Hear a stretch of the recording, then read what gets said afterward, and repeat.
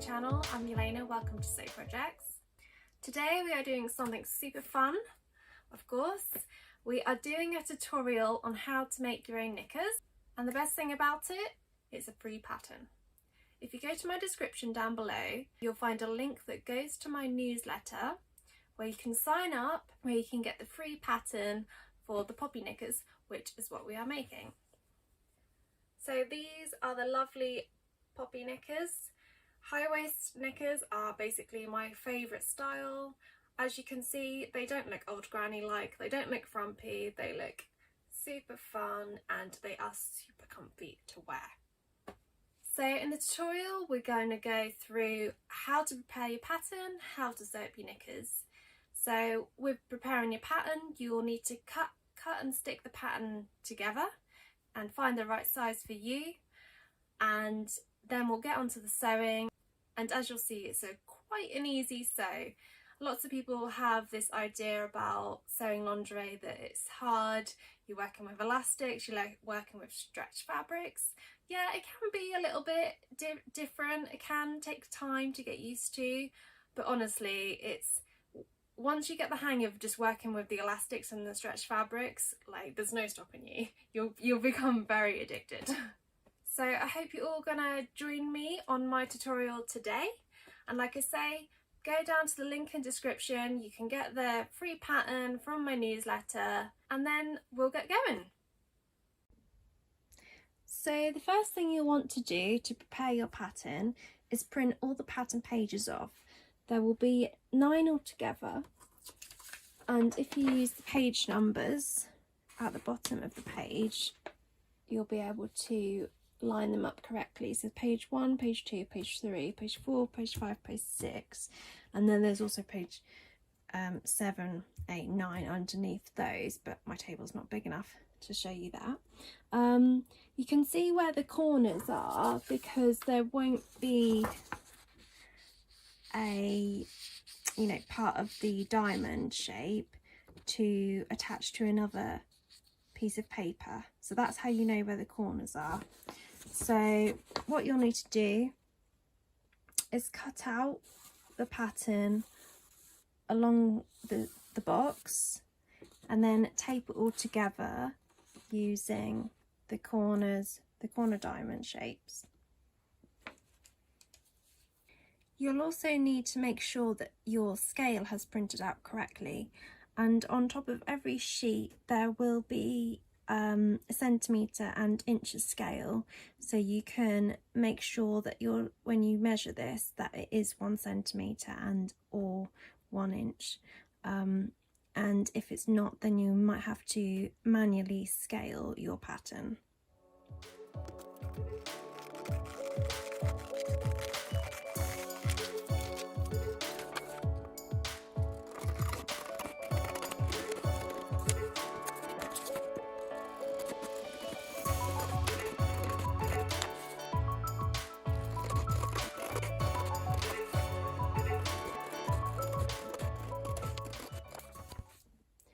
So I've nearly come to the end of sticking all my pages together. Just want to give you a little tip. Now there's 9 bits of paper all together and 3 rows. And if you stick the rows together first, so this one, that one and that one, and then once you've stuck them together, you can then put a big bit of sticker tape along the top and then stick that to that row onto there, and then that's actually much easier to do. Right, so now that's all attached together, we now need to select the size. Now if you look on your document file, you'll be able to see the size guide there. I know that I am size 3, so I'm going to cut out size 3. There are 2 different size gussets. This one's size 7 to 9, and then over here we've got size 1 to 6. So I'll be cutting out this gusset for me. So I thought I'd pop on here and show you how to measure your body for the right size pattern. So firstly, you want to measure the natural waist. The high waist is where your body naturally wants to come in, which is usually just under the rib cage. I'm going to use my mannequin here. What is she? So she is 27 inches, so she's got a 27-inch waist. And then you want to measure the low hips or full hips. Now lots of people get confused. These aren't the hip bones, so these are the hip bones here. The low hip or full hip is the widest area on the hip area, which is actually around your bum usually.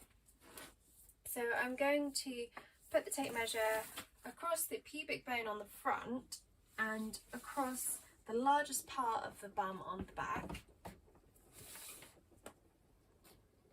She's measuring 37 inches. If I can remember correctly, she would relate to about size 2 on the pattern.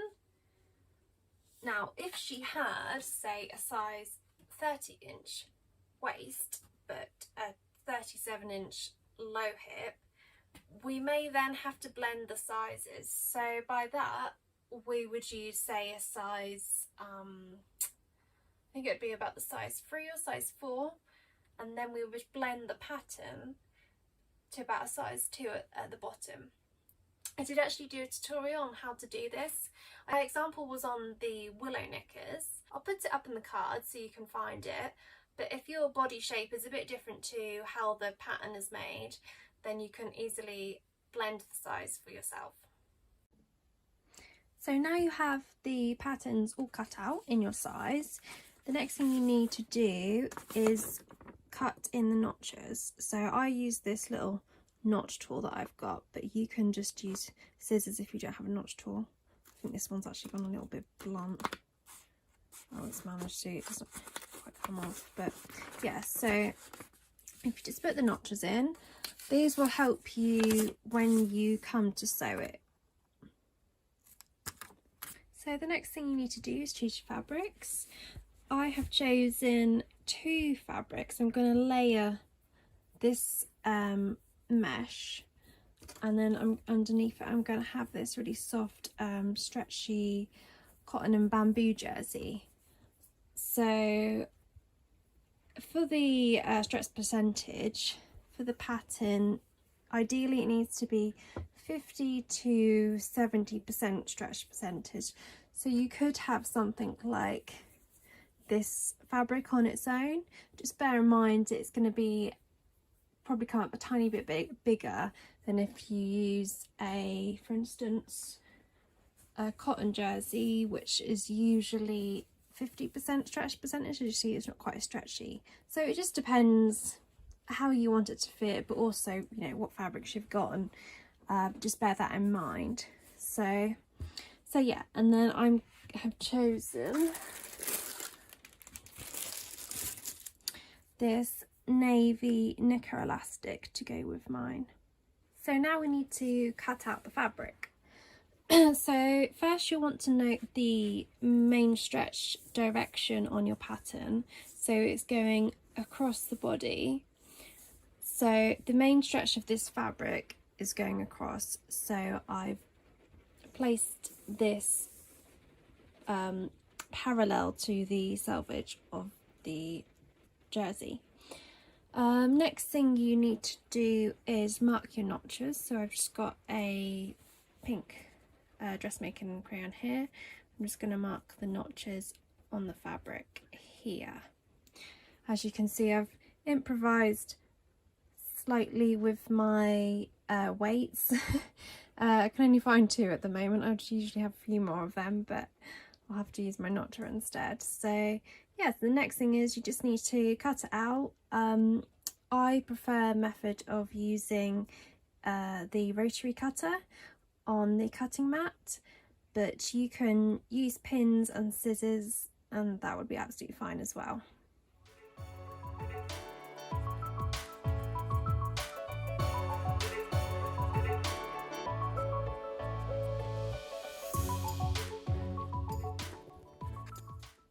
So I'm going to repeat the process for the front of the pattern and for the gusset liner as well, and then I'll repeat the whole thing on the outer stretch fabric, that mesh fabric that I'm using. Obviously if you're not using 2 layers of fabric, then just need to do it once on the one layer of fabric. So I've now cut out all of my pieces. I've got the back, the front, the gusset liner and the gusset outer. Whether you're doing 2 layers like me or not, you still need a gusset outer and a gusset liner. So next thing I'm going to do, which you won't have to do if you're using a single layer, I'm just going to tack these together so they act as one fabric. So the first thing we need to do is pin the back gusset together before we sew it. So if you have your gusset liner with the right side facing up, and then put the wrong side of the back to the notch of the back gusset here, and then put the right side down, put the gusset outer with the right side down, and then at the notch point as well, and then put a pin through it to hold all those in place. Now what you want to do is pin up the rest of the seam so that it's much easier to sew, as there is a slight curve in this pattern, so it can be a little bit tricky to keep all the layers in the right place. Here we go. So I've just pinned the back gusset together. Make sure you get all the layers, because there's obviously, well, I've got 4 layers really, but 3 layers usually. So you've got 3 layers of fabric, which can be a little bit tricky due to the curve of the back gusset as well. So next we need to sew these together, and I'm going to use a medium size zigzag stitch. So I've got my stitch length set to 2.5 and my stitch width set to 3.5, which is about a medium size zigzag. So I'm going to start at the edge and use the 6mm seam allowance that I've got.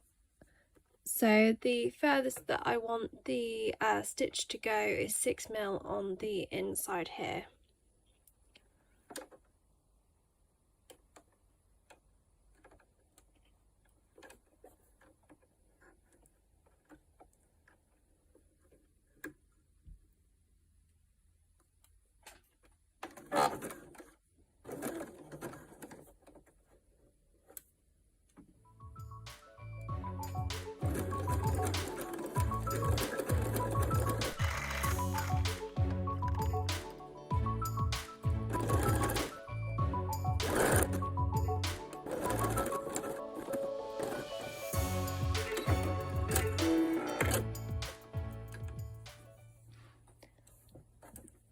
There we are, that's come out nicely. So a little tip would be is don't stretch your fabric, because otherwise you'll stretch the seam. And yeah, just go slowly. If you're new to dealing with stretch fabrics, it might be best to do a scrap test first. So now we've got the back gusset attached to the back, we now need to attach the front, which is here, to the front gusset. So for this we're going to do what they call the burrito method. So you'll see what that looks like in a minute. So firstly, get the right side of the front and place it to the right side, or the gusset outer. You can either pin that there so that stays in place, or you can just kind of hold it there. So the part which they called burrito method, so you've got your gusset liner, you want to flip that round and then roll the back up, so you've got the gusset liner coming through, think mine's got a bit twisted actually. I'm just going to do that again. Yeah, it's the front that went a bit twisted. So now I can attach the gusset liner, which is the right side, to the right side of the gusset liner, and at the notches end I can put a pin, and oh, that's my other bit gone. So, and then I can put a pin to the gusset outer as well. So as you can see, to be honest, I haven't rolled out that great, but looks a little bit like a burrito because you roll it up in between, like in everything, and then you, after you've sewn it, you flip it around the right way. So like we did with the back gusset, we now need to pin the front gusset, which will help us when we sew it all together.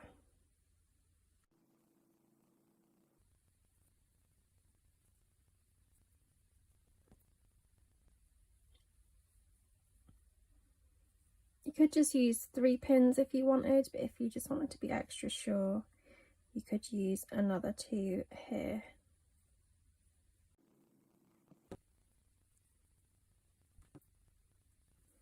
And there we go, and now that's all pinned up nicely, we can get to sewing it. So again, we're just going to do the same stitch as we done before, the medium size zigzag. I'm going to sew that in exactly the same way.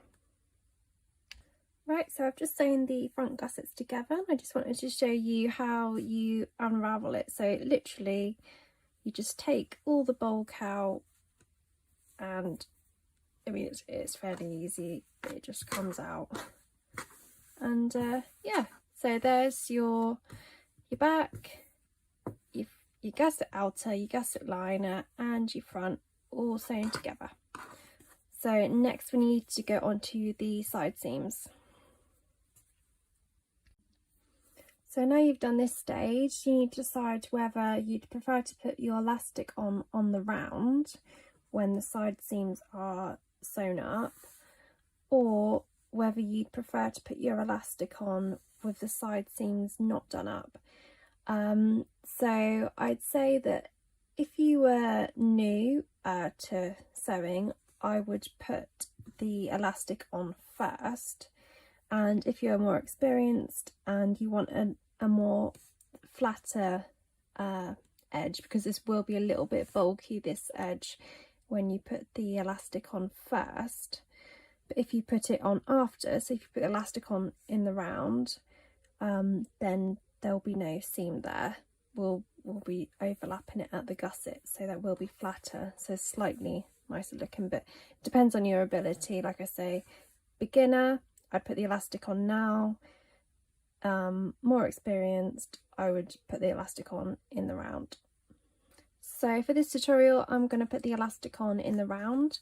So we'll need to do the side seams up first. So for the side seams, you just need to place your knickers right to right. So you've got the right fabric facing down on the side seam. And then you just need to pin up the side seams like so.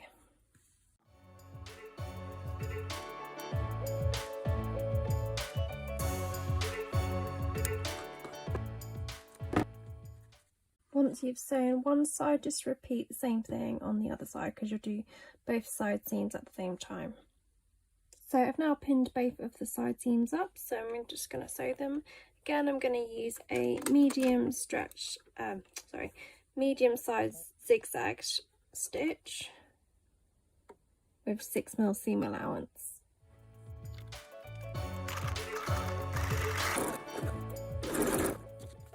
I hope you're enjoying the tutorial. If you are, then please give this video a thumbs up and subscribe to my channel. So here's a little tip if you're struggling with the machine eating the fabric, as in when the needle goes down it pulls the fabric down and chews it up. So I always leave about, that's probably about 4mm from the edge, so the dog feeder's got something to grip on. So I love this bit of the sewing when you've got everything sewn together and you can pretty much see how it's going to look, but you have still got the elastic to do, and that sometimes can take a bit of time, so don't get too excited just yet. So one thing I did actually forget to do is we needed to baste the gusset pieces together. So when you're basting the gusset pieces, you're just using a very long straight stitch on your machine just to tack them together, so it's easier for when you put the elastic on. So I'm just going to do that now. So here we are, I've just used a long straight stitch to baste both of the gusset pieces together, so it's easier to put on the elastic. So the next stage is to apply the knicker elastic. This is the elastic that I've chosen. I'm going to do a quick stretch percentage test to make sure that it's the same as the cut length guides for this pattern. So to do the stretch percentage test, hold your elastic at 0 and then at 10 centimeters, and then pull it as far as you can. So mine comes to 20 centimeters, so that will be 100% because it's stretched the exact same amount that the elastic is. So this is great because it's the same stretch percentage that I need for the pattern. So this is the perfect elastic to use for these knickers. So I'm going to cut 3 pieces of this, 1 for the waist and 2 for the leg holes. I'm going to follow the cut length guides for my particular size. Obviously when you're doing yours, follow it for your size. So now I'm going to pin the elastic around the leg hole. So this is the leg hole elastic.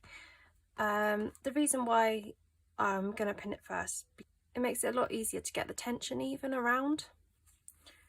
So pin the wrong side of the elastic, the side that you don't want to be against your skin, to the right side of the edge of the knicker.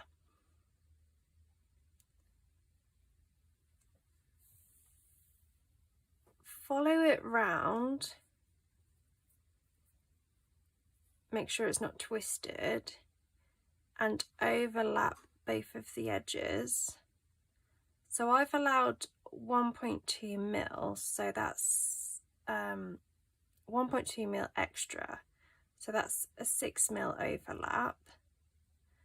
My elastic is 6 mil, so I'm going to do it to the edge of the knicker, which makes it quite easy, and then put a pin through.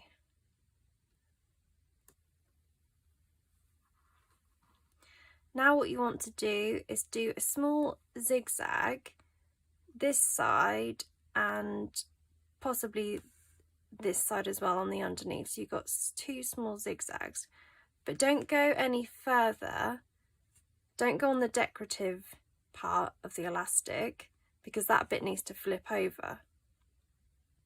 So you need to do the same method for all 3 sides, so the other leg hole and the waist as well. And with the waist, I would do the overlap. I always do it at the side, just to the back. So now I'm just going to sew the small zigzag stitch.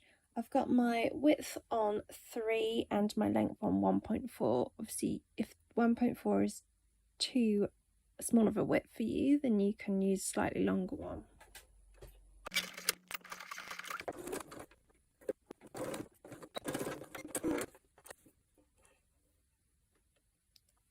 And now I'm just going to sew the other end.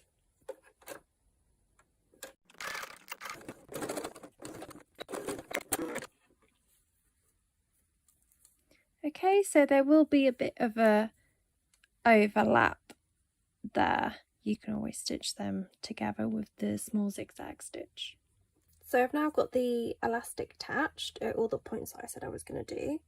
So the next thing I need to do is obviously to put the rest of the elastic on, but for it to be an even tension all the way around, you'll want to kind of pull it out and make sure you get an even tension. Now you'll want a little bit more tension on the back, on the bum, as you can see, because of the curve anyway, that will naturally do that. But as you pull it out, you just want it to, I say, flap a little bit on the bum, and make sure you've just got a bit of tension. If your elastic's too long, then you won't get enough tension and your seams will be all wavy. And if you've got too much tension and the elastic, it will be too tight, it will look very wrinkled and scrunched up. So the aim is you want it to look flat when you lay it down, apart from the back bit. You just want a tiny bit of gather in the back. That's what you're aiming for.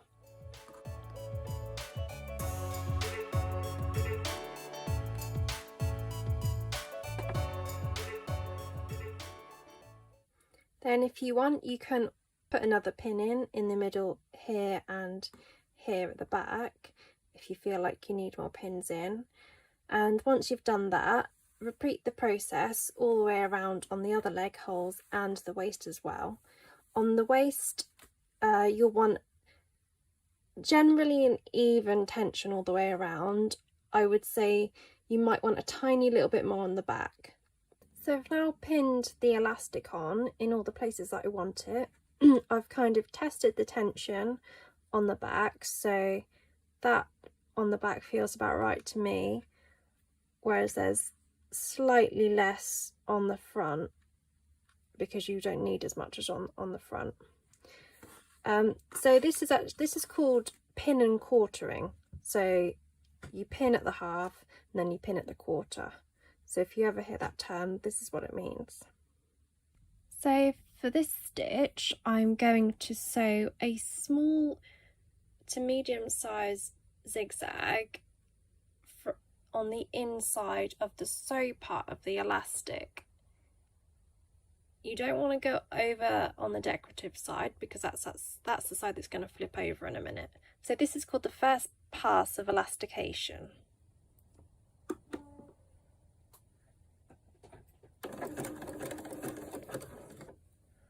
That's actually just a little bit wide. I'm going to make that a bit smaller. So I've put my zigzag stitch to width 3, length 2.5.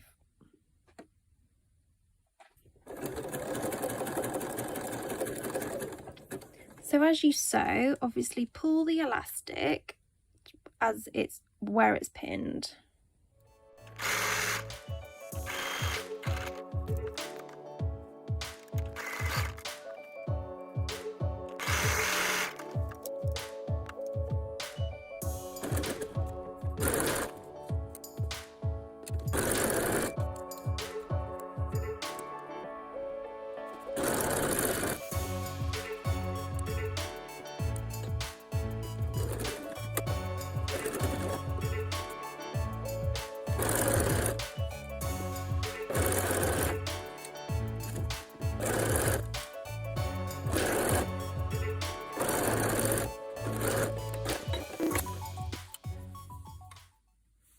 Right, so that's sewn on.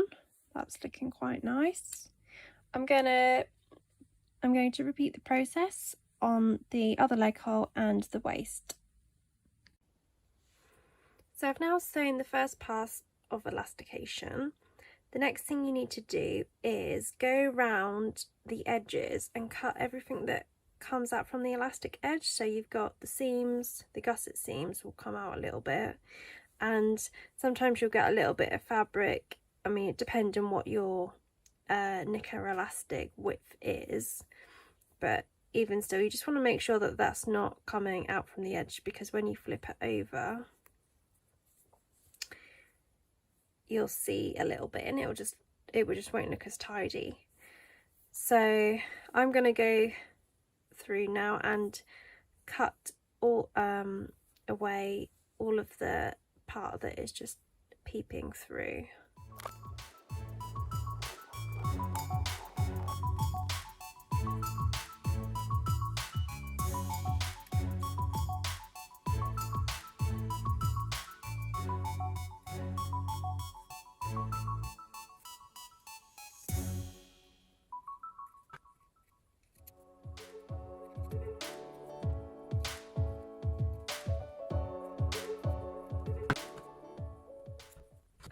The next step will be the second pass of elastication. So this one is actually easier than the first. So as you can see, the elastic wants to flip over anyway. So flip your elastic under, and then all you're going to do is a medium size zigzag stitch along the edge, and if you can, try and get it so it's on the, well, it would now be the inside edge of the elastic. So here is the original stitch, and then you want to do it next to it. So because if you do it too close to the edge on this side, this is going to flap open a little bit. Obviously you want that nice and neat flat down, so you want to make sure you do it just a little bit in, so about 4mm in. Right, so I've got my zigzag stitch on a slightly longer stitch this time. I'm going to do 3 width and 3 length. The reason why I prefer to do that, I just like a slightly longer looking zigzag stitch, because it's going to be a top stitch, you're going to be able to see it, so it's just personal preference really. So yeah, so start, I've already got my needle in position, start about 4mm in, so then we catch the underneath of the elastic.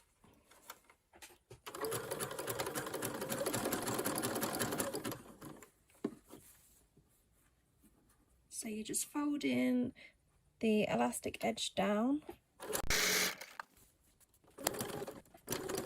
One thing to remember is don't pull the elastic or the fabric on this pass, just let it run flat, let it run through the machine itself.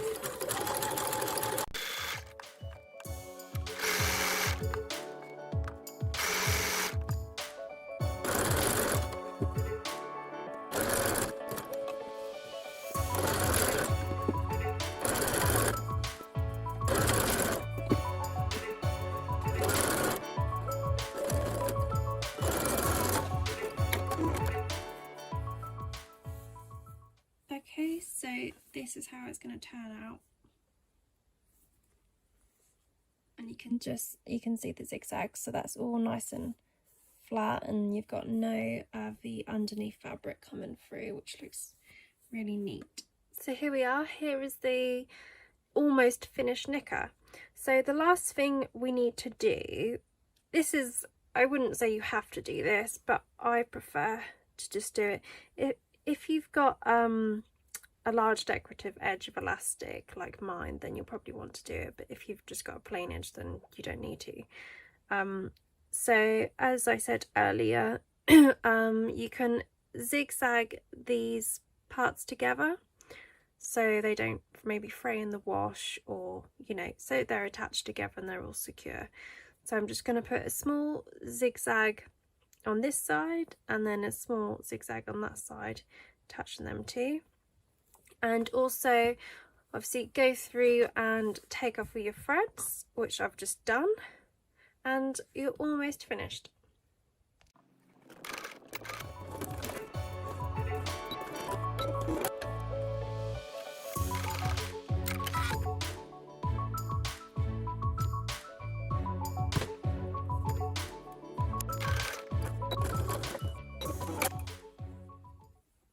Right, so this one is complete.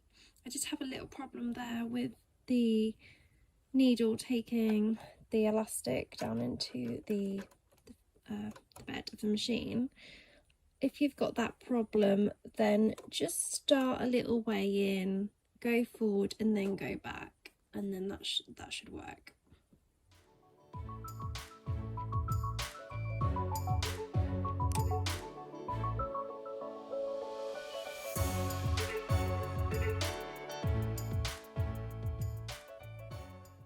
So I hope you enjoyed the tutorial today, and I hope it was helpful for you. If you've got any questions at all, drop them in the comments below. I'm very active and will reply to them. Hopefully now you've got a pair of me-made knickers all sewn up.